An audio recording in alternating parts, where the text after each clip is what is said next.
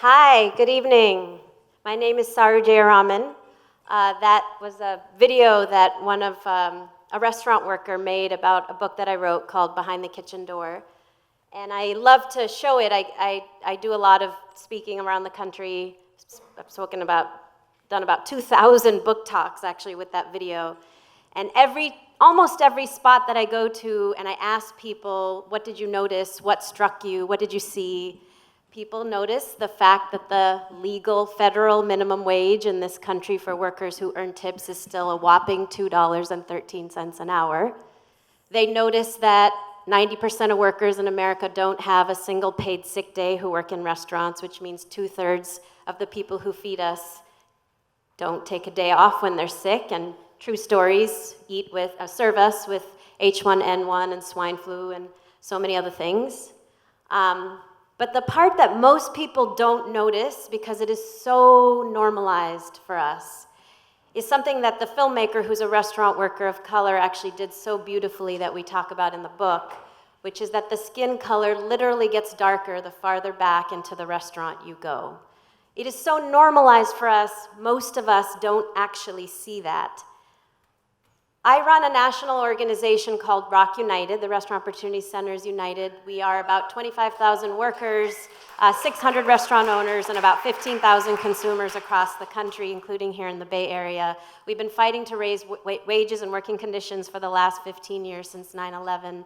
And we've uncovered a lot of things. We have uncovered that actually we just hit the 12 million worker mark in the fall. We are now by far the fastest growing industry in America, the second largest private sector employer in the United States. One in 11 of us works in the industry right now. 1 in 2 of us has worked in this industry at some point in our lifetimes, and yet it continues to be the absolute lowest paying employer in the United States. The part that most people don't know, however, is that there is a large segment, about 20% of the jobs, nationally and especially here in the Bay Area, that is livable wage. These are fine dining server and bartender positions. A fine dining server or bartender in San Francisco, as some of you may know, because you might have been in these positions, can earn upwards of $150,000 a year. The problem is that those jobs are held almost exclusively by white men. People of color, immigrants, generally anybody with any kind of darker skin tone are generally not allowed to take those positions. How do we know? We've done what's called match pairs audit testing. We sent 400 pairs of white and people of color applicants with the same resume into fine dining restaurants in cities across America, and found that in every single city, white applicants had twice the chance of a person of color of getting a fine dining server or bartending position, even when the person of color had a better resume. Generally, people of color are segregated into lower level positions in restaurants. They're the bussers or the runners or the kitchen staff, or they're segregated into lower level segments like fast food or casual restaurants. And so what we end up with is an incredibly segregated industry nationally, and the saddest part I have to share with you is that we've done a ton of research here in the Bay Area, about 500 surveys, tons of government data analysis on the Bay Area, and unfortunately, the Bay Area, which has the highest wages of any restaurant industry in the country, also has the largest race wage gap of any restaurant industry in the United States. It is almost twice the gap of Houston, Texas. There is a $5.50 gap between white workers and workers of color in this industry. It is unacceptable. We need to do something about it, and we are.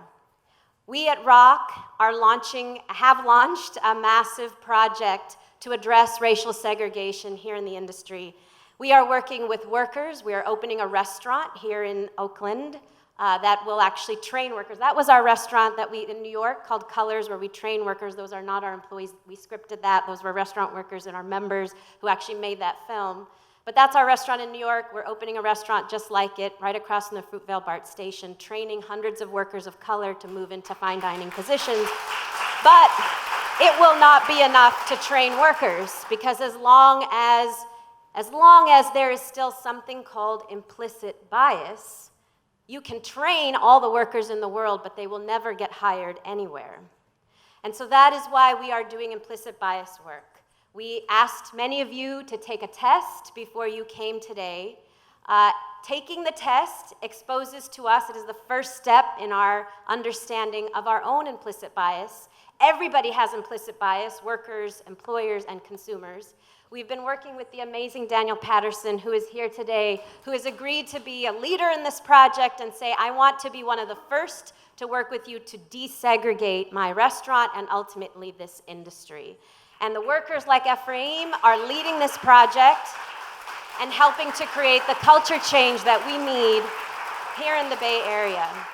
So I'm going to let you hear from them and then tell you how you too can be a part of making this change.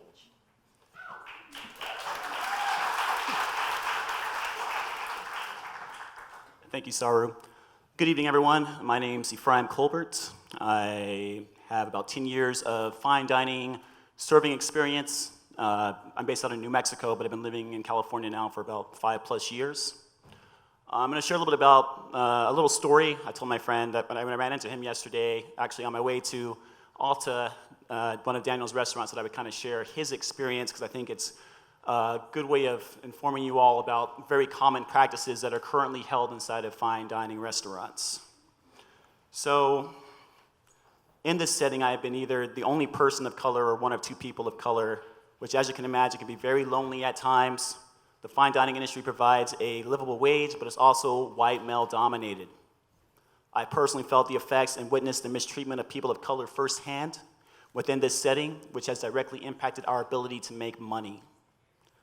For example, a recent employer, a good colleague of mine, had worked as a busser for 5 years. He was more than capable to take orders, operate the computer system, and engage with the customers professionally, but was never given the opportunity to be a server.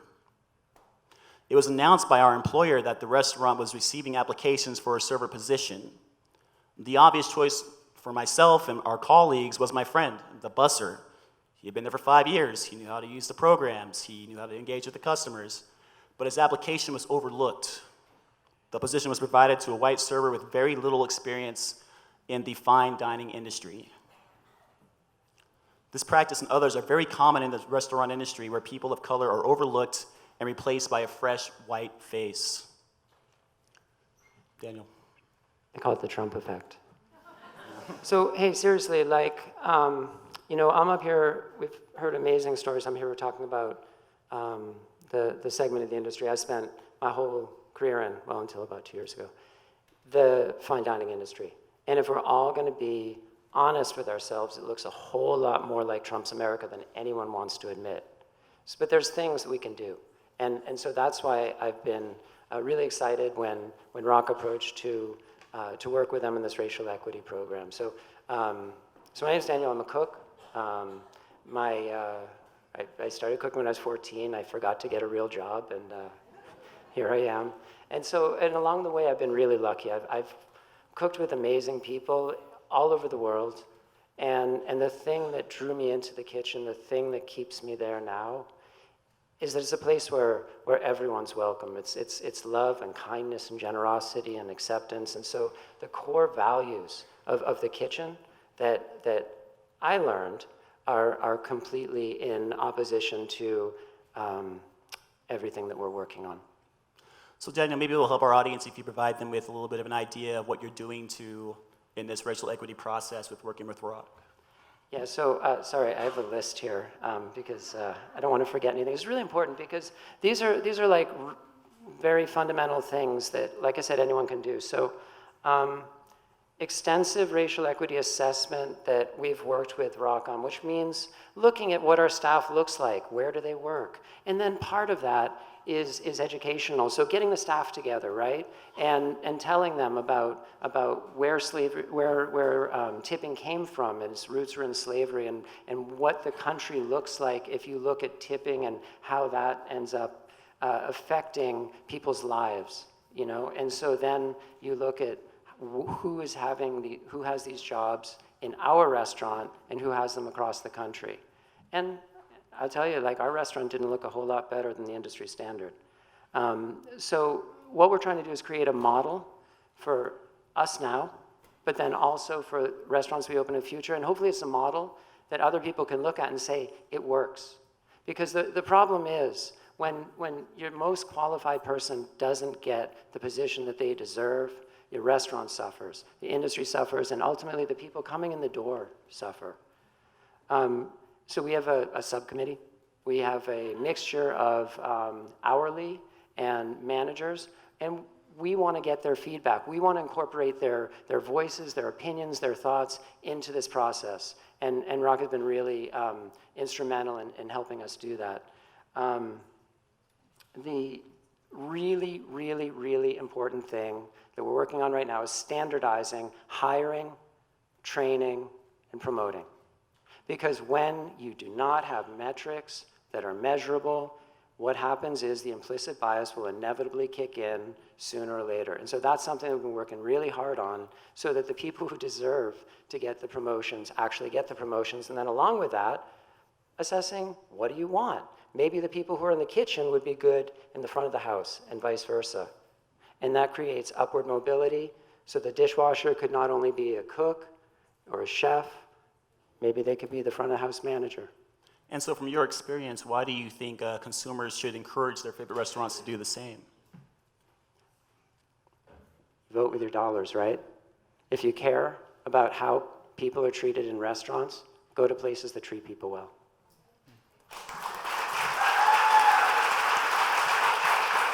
Great. So we at Rock are working with hundreds of restaurant employers and thousands of workers across the country to do exactly what Daniel and Ephraim are doing together. And now you can be a part of it. Right after the election, the restaurants got together and created something called sanctuary restaurants, standing up to the Trump administration, writing an open letter, and you too can be a part of it. On your seats was left little cards that you can hand out to your favorite restaurant owner to tell them you want to encourage them to join sanctuary restaurants and take a stand. But you can use that handing of the card to encourage them to also contact us, to work with us the way Daniel is, to desegregate their restaurant. Because I bet you your favorite fine dining restaurant here in San Francisco has white servers and people of color in the back of the house. I bet you anything, because that is the way the city operates. There is something more you can do. You can actually sign up for Sanctuary Restaurant yourself. There are thousands of consumers across the country who have signed on, and you can become a member of our Consumer Association, Diners United. Back at the back is Morgan. She's waving her hand. She can sign you up to get engaged as a consumer, to help put pressure on more restaurants to make a change. Because here's the thing, and then I will shut up. We are better than this as the Bay Area. We are better than this.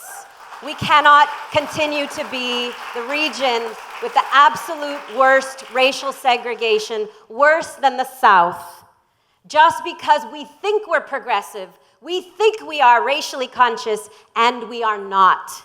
Because race is so normalized for us that we eat out, we enjoy ourselves, and we participate in segregation every single time we do. And so it is upon each of us to take a part in ending that segregation and making culture change so that we can change the way we eat out. Thank you.